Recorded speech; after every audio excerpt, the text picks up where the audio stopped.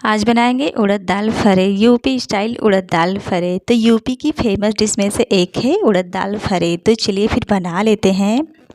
बिल्कुल ऑथेंटिक तरीका शेयर किया है यूपी स्टाइल। तो चलिए फिर देर ना करते हुए बनाना शुरू करते हैं।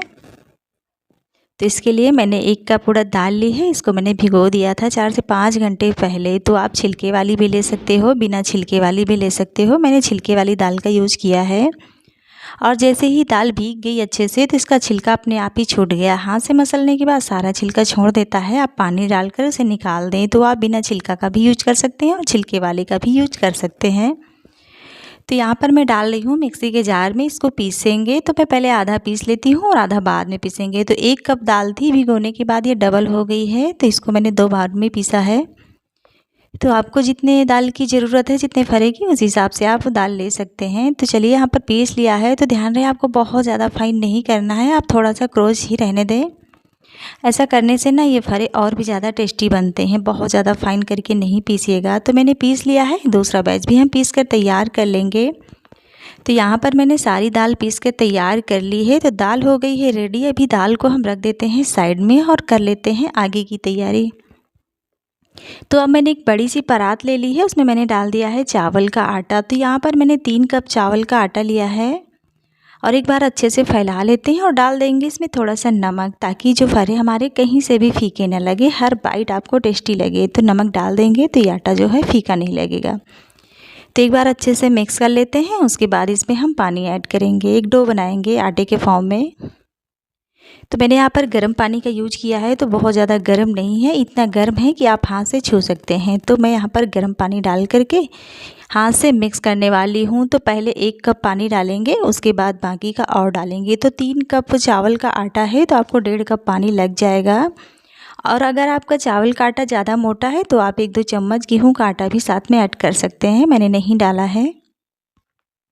तो मैंने यहाँ पर एक डो बना करके तैयार कर लिया है, बढ़िया सॉफ्ट डो बनाया है। अभी के लिए इसको हम ढककर रख देते हैं रेस्ट पर। तो इसको मैंने ढककर छोड़ दिया है रेस्ट पर और कर लेते हैं अब आगे की प्रोसेस। तो यहाँ पर मैंने दाल में डाल दिया है साबुत जीरा 1 चम्मच, धनिया पाउडर डाल दिया है, लाल मिर्ची पाउडर डाला है, चाट मसाला डाल दिया है 1 चम्मच, हींग डाल दिया है। हींग ज़रूर से ऐड करिए, हींग का फ्लेवर बहुत ही बढ़िया आता है। और अब यहाँ पर मैंने डाल दिया है अदरक, लहसुन और हरी मिर्ची को दरदरा कूट करके। तो इस तरह से आप डाल सकते हैं, आप पेस्ट भी डाल सकते हैं। नमक डाल दिया है टेस्ट के अकॉर्डिंग, हरी धनिया ऐड किया है। अब सभी चीज़ों को एक बार अच्छे से मिक्स कर लेते हैं। तो सभी चीज़ों को आप बहुत अच्छे से मिला लीजिए ताकि सभी चीज़ें दाल में अच्छे से मिक्स हो जाएं।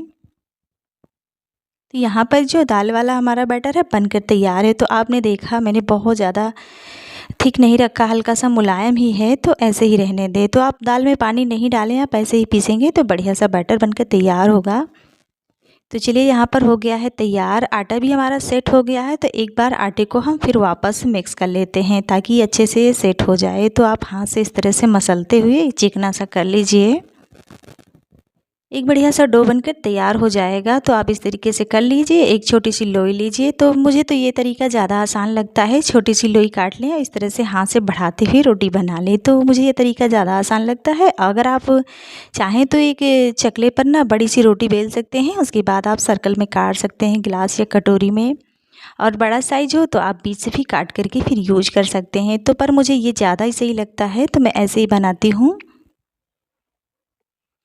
ऐसे भी हो जाता है, बहुत ही आसान है। देखा झटपट से हो गया है। तो इसमें हम दाल भरेंगे, जो बना करके रखा है उड़द दाल, इसको रख करके हम फोल्ड कर देते हैं, अच्छे से भर लेंगे इसमें। तो आपको इसी तरीके से भरकर तैयार कर लेना है। तो ये जो यूपी का जो ऑथेंटिक तरीका होता है, पारंपरिक उड़द दाल से ही बनकर तैयार होता है। और उसके बाद तो फिर बहुत सारी चीज़ों से डिशें बनती हैं, और चने दाल से बन जाती हैं, आलू से भी बन जाती हैं। आप चाहें तो कितनी भी तरीके से आप बना सकते हैं, पर जो ये पारंपरिक तरीका होता है उड़द दाल से ही बनकर तैयार होता है। तो चलिए यहाँ पर हमें इसी तरीके से कर लेना है। तो मैंने बता दिया आपको दोनों तरीके। तो आप चकले पर बड़ा सा बेल करके भी काट सकते हैं या फिर इस तरीके से छोटी छोटी रोटी बना करके भी बना सकते हैं। तो इसी तरीके से सारे फरे जो बना करके तैयार कर लेने हैं। तो अभी मैंने एक बैच तैयार किया है, तो पहले मैं बना लेती हूँ, बाकी का मैं बाद में बनाऊँगी। तो अब मैंने एक स्टीमर थाली लिया है, उसमें मैंने तेल ग्रीस कर लिया है ताकि इसमें फरे चिपके ना जब हम स्टीम करें।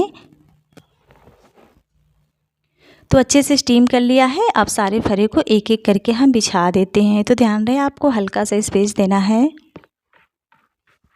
तो हल्का सा ही स्पेस दें। उसके बाद फरे अच्छे से आप इसी में बिछा दें। बिछाने के बाद अब गैस पर मैंने पानी चढ़ा दिया था कढ़ाई में गर्म होने के लिए। उसी के ऊपर रख देते स्टीमर थाली और ढककर पका लेते हैं 10 से 15 मिनट तक के लिए।